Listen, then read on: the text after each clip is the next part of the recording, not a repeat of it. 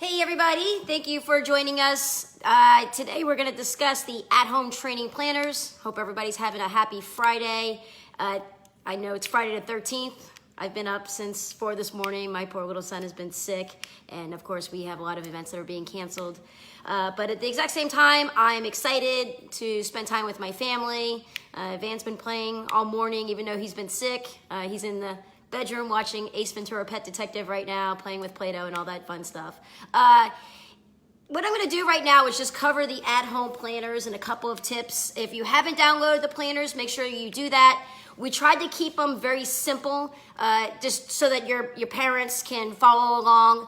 Even if they don't understand a particular drill or exercise, or they're not able to do one of those particular drills at home, don't put too much thought into it. The idea is to provide them with content that they can use at home so that they can practice. And another thing is, keep in mind, these at-home training planners are gonna provide a little bit of a bonding time with your families. I'm gonna do the planners with Van here. I'm excited to do the exercises and the drills. So turn this into a fun experience for your parents. So here's a couple of tips on how to make it work. The first thing is shoot your Monday's planners either today or tomorrow if you can with your staff, looking at the camera and saying, hey guys, here's your at-home planner. We're gonna start with your exercises. The first one is seal-ups. Everybody get on your belly, push yourself up. Now let's count to 10, as if you're doing it with them.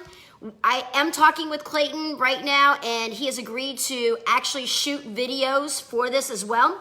It's better if it comes from your team, but if you don't have a team to do it, you're nervous in front of the camera, you don't have time, we are gonna have those videos. Our goal is to have these videos filmed, at least for Monday and Tuesday, film and provided to you guys by Sunday. If you have the My Studio app, then of course you can upload these into the requirements section, the video section for your parents. You can also upload these videos to YouTube, and then of course you can share them through your platforms via email, text message, social media, and so forth. So we're gonna do that for you if you don't wanna do it yourself. So a couple of other tips. First and foremost is, with everything that's going on with the coronavirus right now, it's important to play offense. So try to avoid negativity, talking about the media, blowing it up, talking about politics, those types of things. Play offense and get creative. With these class planners, there's so many different things that you could do to make them exciting. You can ask them to submit the planner via your social media or shoot you an email. Some parents have this privacy issue. And then daily, give a shout out, send out an email. Hey, you know what, today I'm gonna give a $25 gift card to Manny because he was the loudest when he submitted his video. He looked like he put forth the greatest effort. You can even turn it into some fun stuff. Now, on Wednesday's planner, I want you to do it, but I want you to wear your craziest outfit. Mix match your socks, wear your clothes backwards, crazy hair day doing it. Anything just to play offense and keep the vibe in your community lively. That's gonna go a lot further than trying to post fear in your parents groups and so forth. Another thing is, be the leader that your community needs you to be. Right now, we need all of the most influential people to step up, share positive vibes, share positive tips with our community, because everybody is going crazy. One of the reasons why I'm doing these at-home planners for you is because everybody's kind of scattered. They don't know, should we do Facebook Live videos? Should we close our school? Should we keep it open? Should we be doing Zoom? All these different things. Yes, do them all, but somebody needs to be the leader and say, hey, here's one idea that you can execute that's gonna make a big difference. So when you're sharing these at-home planners, that's what you're doing. You're being a leader in your community, saying, I know you guys are gonna be at home, the kids are gonna be antsy. Here's some at-home planners to help build that camaraderie at your house, to have a lot of fun. And of course, the other upsides, you can enter them into these raffles, you give away prizes, and so forth like that. You can get class credit. That's another thing that's important. So one of the questions that I got via email was how to use the raffle tickets. It requires a little bit of man work, especially if you have a couple hundred students. But each time you get a Facebook post or you get an email submission with one of your students, just simply take a raffle ticket, write their name on it, and put it in a bucket. And then go to the next one. So you can manually add the raffle tickets as you're going along. That's just one super simple, easy way to make that happen. Now, the next question that I had is to close or not to close. I personally want to be a leader in my community. So if my schools are closing, I'm closing. Think about it. We live in Florida, so when there's a hurricane threat, we close for days, sometimes even a week or 2 weeks, depending on how bad the disaster is, and because we follow along with our community. So why should this be any different? I know that some people are saying the media is blowing it out of proportion, but I personally don't believe the leaders in our community are closing the schools because of the hype in the media. They're making educated decisions based on what they're hearing, so I would follow suit. If you do open, I get it. Continue to share the message that you're being very cautious with all the cleaning and everything, all the protocols that you are doing.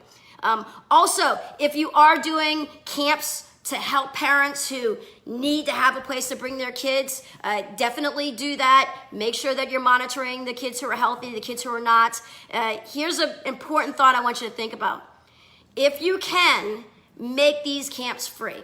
Let's try not to suck money out of our community. If you can make them for free, do that. You know, for example, these at-home training kits, all the work we're putting into them, I could easily sell these kits for $20 a piece. We're at over 400 downloads, so I could make $8,000 right now doing it, but it's not about making the money. I would rather give my time and help my community out in this difficult time. Now, if you are cash strapped and you're losing a lot of students due to cancellations and you need these camps to help cover your funds, pay your bills, pay your staff, then yes, definitely charge. Try to make it as affordable as possible though. Let's not look at this opportunity to pad our bank account. If you need to offset your costs or recover that money, think of what you need to be bringing in from those camps and then charge accordingly.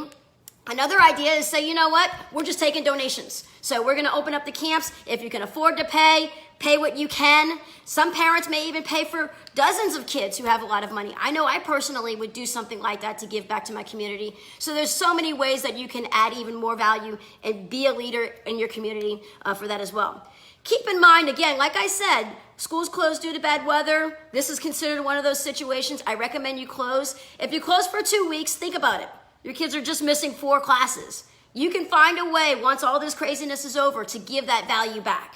You can offer like Saturday booster camps in May and June. You know, the first Saturday of the month is all of your early skills, and you do like a 4-hour booster camp where you cover what they missed or you cover the curriculum that they need. And then the next Saturday you do it for your next program and so forth. You could do a free parent night out for May and June where kids are welcome to come in for free to help recover or help add the value that they lost when you were actually closed.